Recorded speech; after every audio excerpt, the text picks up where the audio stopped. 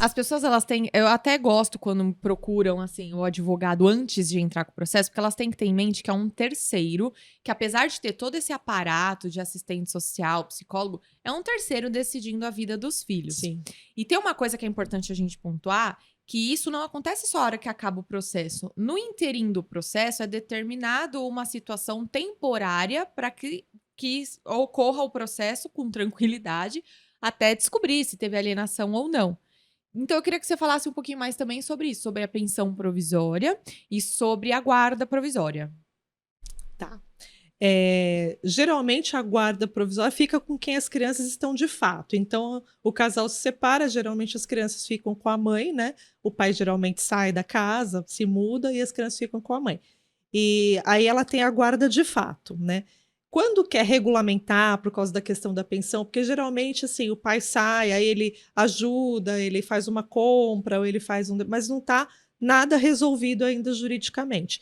Então, o certo é que eles já entrem com a questão, né, para resolver, enquanto não se decide ali separação, partilha, guarda, visita, entra com pedido de guarda provisória, né, e com pedido de alimentos provisórios, porque já fica acertado, né? Se o pai tem um trabalho com vínculo, trabalha com carteira assinada, tal, já manda para a empresa já desconta, já tem uma conta, já fica certinho. Se não tem, É melhor do né, que já esperar. decide um valorzinho, olha, posso pagar X por mês, porque o que acontece? Os pais, eu digo para você que eles sabem que enquanto estava casado, sabe ali as despesas que tem no dia a dia, sabe o que a criança gasta, mas quando há o rompimento do vínculo, o que acontece? Ele tem que se mudar, ele tem que pagar aluguel, ele volta para casa da mãe, sei lá, mas enfim, ele vai ter outras despesas, né? E outra, até um adendo a isso. Às vezes, ele vai criar um outro relacionamento, que é o mais comum, Sim. e aí essa nova namorada, esse novo namorado, vai ficar no coé na orelha e vai dificultar um acordo que antes estava ali Exatamente. na superfície. Mas era aí que eu ia chegar. Então ele sabe que ele tem as obrigações dele enquanto pai, né? Tem os direitos, mas tem as obrigações. Ele tem que continuar provendo, ajudando na mantença daquela criança, né? Então, às vezes, ele não está trabalhando, né? Ou tem um trabalho eventual, não fixo. Olha, posso dar X por mês e tal. Então, o que acontece? Às vezes ele faz uma compra, ele, né, dá um dinheiro, pega no final de semana, tal, mas nada disso está decidido ainda. Aí quando chega lá na separação, porque ele nunca deu nada, porque ele nunca pagou, porque ele nunca fez isso, porque ele nunca fez aquilo. Porque dos dois lados, Tabata, do lado dele, se ele arruma um outro relacionamento e a pessoa nova que está entrando não sabe da situação, não, porque, né, você não precisa fazer isso, não precisa fazer aquilo. Do lado dela também tem. Sim. Tem a família, né? Por que acontece? A família sempre vai achar, te abandonou, te largou, né? Você tem que exigir, você tem que, né, arrancar até as cuecas, que é o que eu falo. Exato, né? E é sempre assim. E não importa o nível social, né? Tanto na defensoria quanto eu atendo, né? Eu atendi um casal que, para você ter uma ideia, ela não sabia o que o filho comia, porque o filho tinha 3 babás, né? Que se revezavam e tal. Então, de repente, ela falou assim: nossa, mas aí com o valor da pensão que foi estipulado, né? Fora ele pagou colégio, os cursos, enfim, tudo que a criança gastava, ele ficou fora a pensão. Só que não dava mais para bancar 3 babás, ficou uma babá só. Né? Aí chegou um momento que já, né? Ela falou assim: mas eu não sei o que essa criança come. E a guarda ainda ficou com ela? A guarda compartilhada, né? Mas quando a criança, né, estava com ela, era uma criança de perdida. 10, 11 anos, né?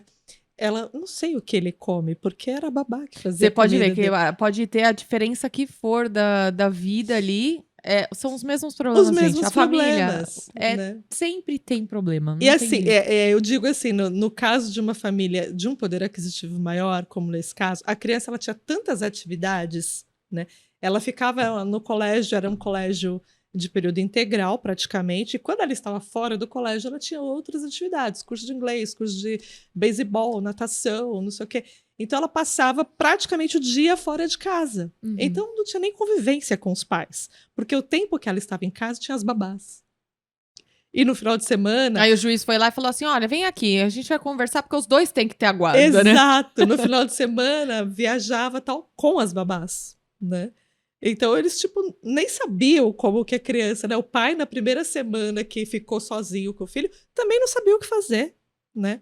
Eu não sei o que ele gosta, se eu levo ele no cinema, o que que eu faço com ele. Falei, como assim? Seu filho tem 11 anos, você não sabe o que ele gosta?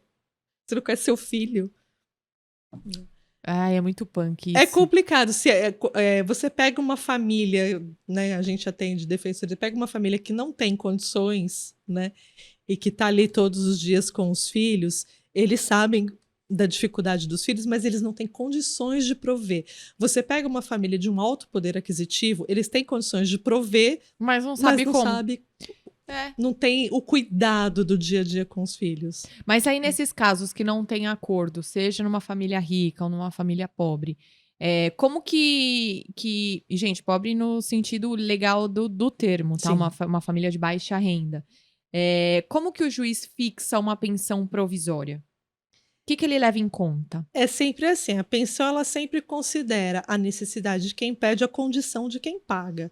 Que a gente fala, né, o binômio necessidade, possibilidade e razoabilidade, né? Que isso veio depois, viu, Veio gente? depois. Porque, na verdade, é bem isso, né? Você tem que considerar uma série de variáveis aí, né? Então, assim, uma pessoa que ganha um salário mínimo, né? As pessoas têm muito em mente, assim, porque é 30%, né? Não, não é 30%, né? Depende. Depende. Vai ser sempre de acordo com Advogado de família é o advogado que mais fala depende. Depende. Vocês não gostam, mas advogado de família é. Depende, porque Tudo depende mesmo. É caso Tudo a tem que caso. ser analisado, né? Então ele ganha lá um salário mínimo. Se você vai descontar 30% do salário, é um filho, né? Vai descontar 30% do salário, mas ele tem outras despesas, porque ele paga aluguel, ele constitui uma nova família e tal. Não tem como ele pagar 30%, né? Então ele vai pagar um pouco menos. É sempre, sabe, respeitando as variáveis aí de necessidade, possibilidade, razoabilidade. Excelente. Mas o que acontece é que na maioria das vezes tem 3, 4 filhos. Então não dá também. Sim. Às vezes não tem jeito, vai ter que pagar, né? O mesmo tanto para sendo 1 ou 4. 1 ou 4 Porque vai tem ser... um teto, não adianta também mandar ele pagar 100%. Não tem como, a pessoa vai ter que sobreviver, né? Então, infelizmente, assim. E uma outra coisa também que tem que ficar claro é que a responsabilidade pela criação dos dois, né? É que, na verdade, assim, a mãe, ela sempre se sente sobrecarregada, porque ela fica com o encargo da criação, da educação, do dia a dia, de estar ali conferindo escola, roupa, remédio, né? A criança fica doente, a mãe que corre e tal. E mesmo na guarda compartilhada, o pai tendo o acesso à criança, né, na escola, tendo acesso a 2, 3 vezes por semana, no dia a dia é a mãe que está ali cuidando, né? Você sabe, Ana, que 90% dos casos que eu peguei de guarda e pensão, eu fui chamada pelo pai. Eu até falava, nossa, deve ser um karma, né? Os homens me procurarem.